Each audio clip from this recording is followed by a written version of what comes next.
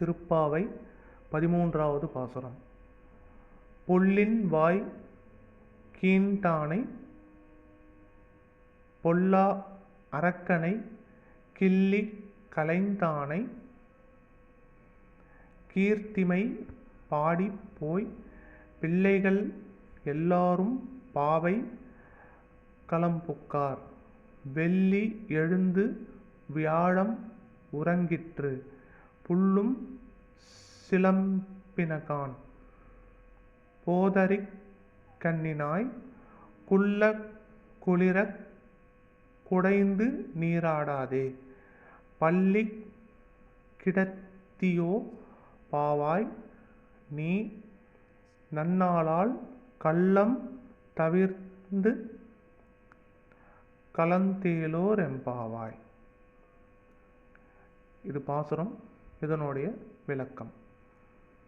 கொக்கின் வடிவாக வந்த பகாசுரனின் வாயை பிளந்தவனும்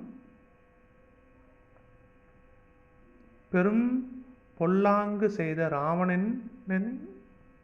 ராவணனின் 10 தலைகளையும் அறுத்து அழித்தவனுமான எம்பெருமானின் வீரப்புகழை பாடிக்கொண்டு போய் எல்லா சிறுமியரும் பாவை நோன்பு நோர்க்குமிடத்திற்கு போய் சேர்ந்தார்கள். மாலையில் தோன்றிய நட்சத்திரம் மறைந்துவிட்டது. காலையில் தெரியும் சுக்கிர நட்சத்திரம் மட்டும் உள்ளது.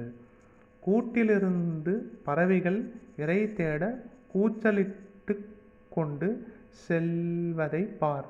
தாமரை மலரையும்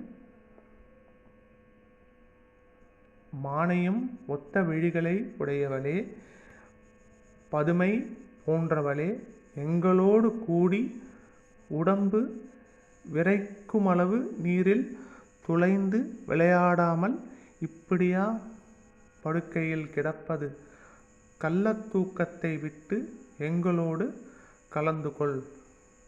கண்ணனை தூக்கத்தில் கண்டு சுயசுகம் பெற்ற நல்ல நாள் பூர்த்தியாகிவிட்டது. தொடரும்.